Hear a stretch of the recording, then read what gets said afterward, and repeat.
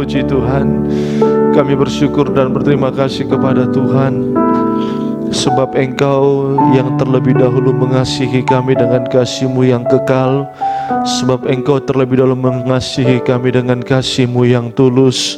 Bukan karena kami, tetapi karena kebaikan Tuhanlah kami ada pada saat siang hari ini.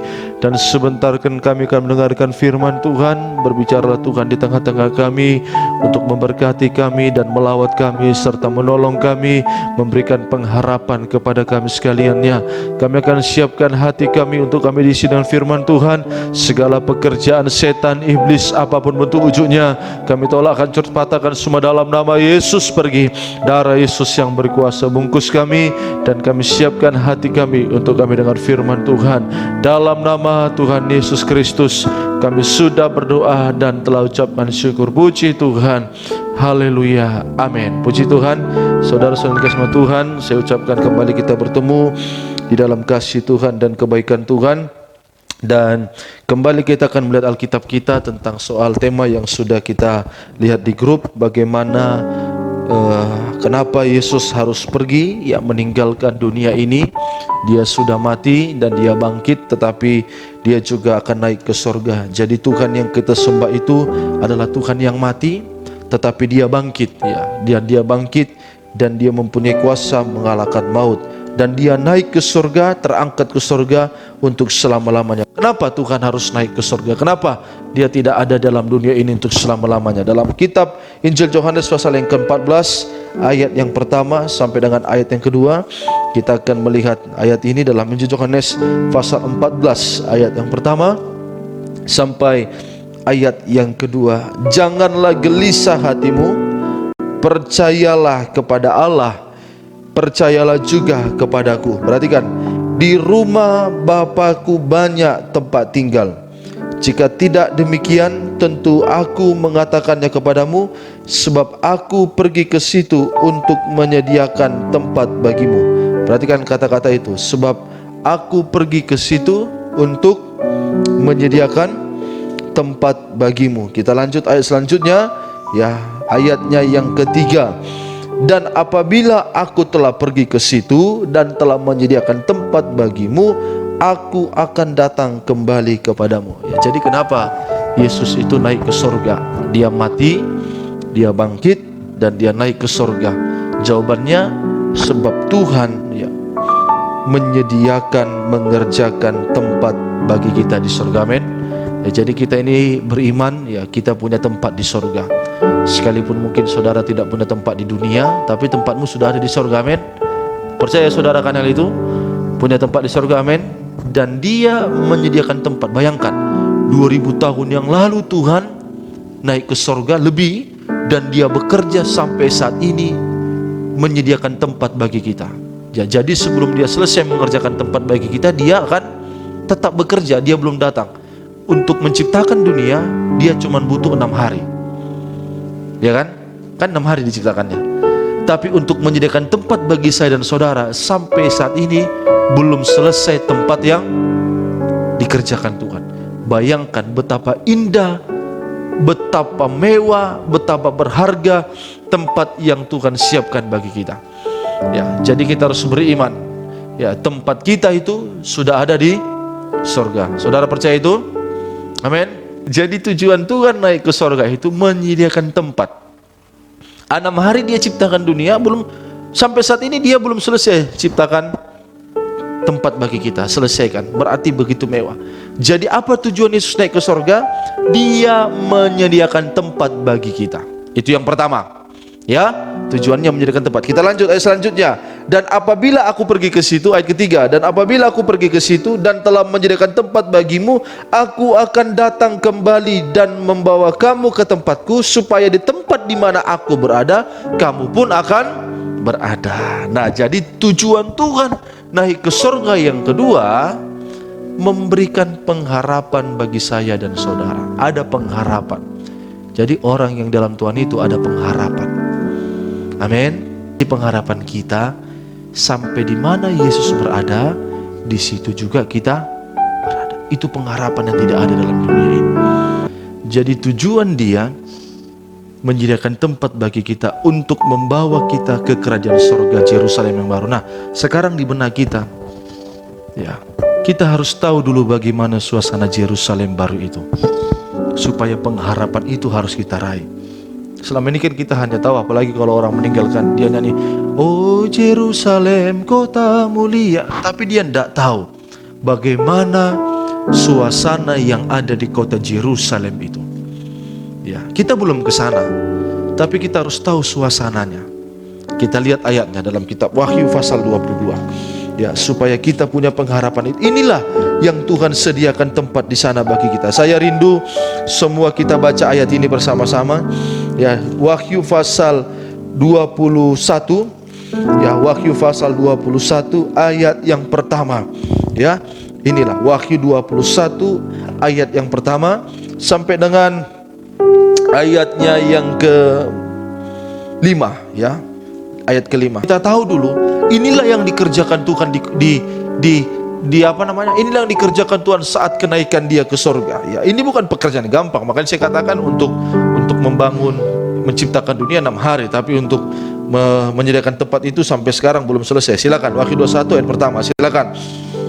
Langit yang baru dan bumi yang baru. Langit yang baru dan bumi yang baru. Ya, jadi sekarang ini kita tempati ini langit yang lama, bumi yang lama. Ya kan? Yang sudah lama ini. Tapi nanti ada langit yang baru, bumi yang baru. Terus ayat pertama. Lalu aku melihat langit yang baru dan bumi yang baru. Perhatikan itu, pelan-pelan. Ulangi kata-kata itu. Lalu aku melihat. Ulang, lalu baca. Lalu aku melihat langit yang baru dan bumi yang baru. Lalu, ada kata lalu. Berarti ada kejadian yang sebelumnya sudah terjadi. Betul? Ya kan? Kira-kira begitu ya. Kata lalu itu berarti ada kejadiannya sebelum terjadi. Ada kejadian yang sebelumnya terjadi. Baru dia bisa melihat bumi yang baru dan langit yang baru. Apa kejadian itu? Terus. Sebab langit yang pertama dan bumi yang pertama telah berlalu. Nah, jadi orang yang bisa masuk dalam kota Yerusalem baru itu, pandangannya itu tidak lagi melihat bumi yang lama ini. Bisa paham? Lalu kalau itu sudah terjadi, dia bisa melihat Yerusalem yang baru, langit yang baru. Terus dan laut pun tidak ada lagi. Laut itu berbicara kebimbangan, gelombang. Jadi orang-orang yang masuk dalam kota Yerusalem baru itu, yang bisa menempati tempat yang Tuhan siapkan itu, pertama laut. Laut itu berbicara gelombang. Ya, jadi hatinya tidak bimbang lagi. Ya, jadi kalau hari-hari ini hatimu bimbang, masih goyang, tidak kuat, tidak teguh, sudah pasti tempatmu ada di sorga. Kata kasarnya demikian. Amin. Jangan bilang amin. Amin. Gak perlu diaminkan. Orang yang hatinya bimbang terhadap firman, bimbang terhadap kuasa Tuhan, gak akan mungkin bisa berada di mana Yesus berada. Jadi hati kita harus kuat. Ayat kedua, teruskan. Dan aku melihat kota yang kudus, Yerusalem yang baru, itulah yang Tuhan siapkan. Teruskan. Turun dari surga, dari Allah, yang berhias bagaikan pengantin perempuan yang berdandan. Ini yang ada di ini suasana Yerusalem baru. Ketiga. Lalu aku mendengar suara yang nyaring dari takhta itu berkata, lihatlah, Kemah Allah ada di tengah-tengah manusia, dan Ia akan diam bersama-sama dengan diam bersama-sama dengan kita. Amin. Tuhan diam. Senang gak saudara kira-kira kalau saudara bersama dengan presiden? Senang. Tapi dia raja di atas segala raja, nanti dia akan bersama-sama dengan kita. Teruskan. Mereka akan menjadi umatnya, dan Ia akan menjadi Allah mereka. Teruskan. Dan Ia akan menghapus segala air mata. Nah, perhatikan. Jadi di dunia ini banyak air mata, tapi di kota yang nanti yang Tuhan siapkan itu tidak lagi ada air mata. Gak akan lagi ada air mata yang jatuh membasuh pipi kita. Berarti yang ada di sana adalah itulah suasana di kota Yerusalem baru. Sebahagia, semewah, seindah apapun tempat yang ada dalam dunia ini, pasti ada air mata. Amin. Saudara yakin itu? Yakin tak? Sekaya apapun orang, sehebat apapun orang, secantik apapun tempat, pasti di dalam dunia ini hanya air mata. Tapi di sana tidak ada air mata. Lanjutkan Wita, silakan.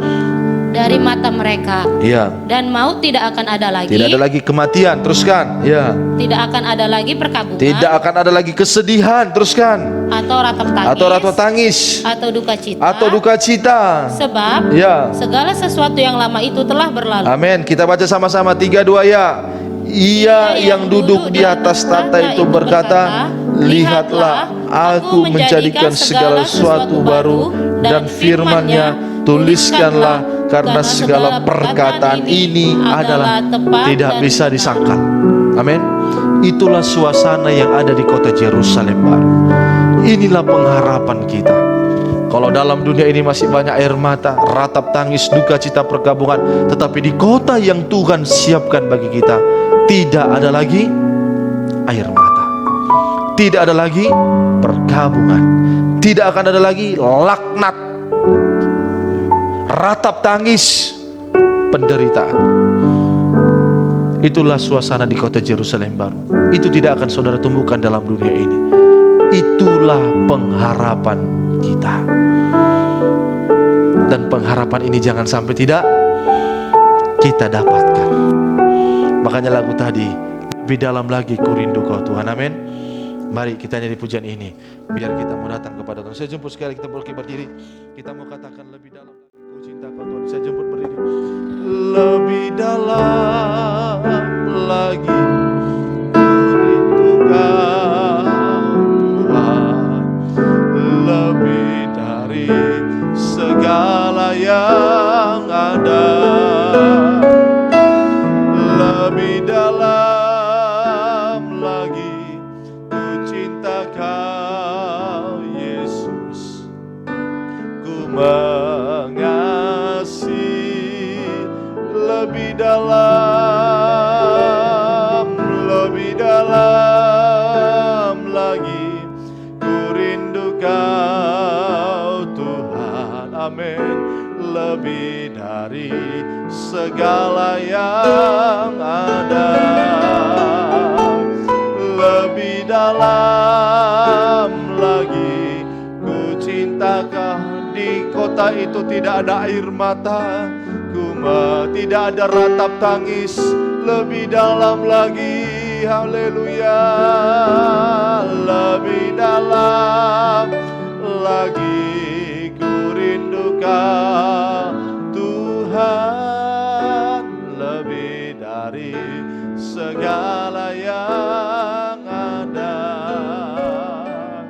lebih dalam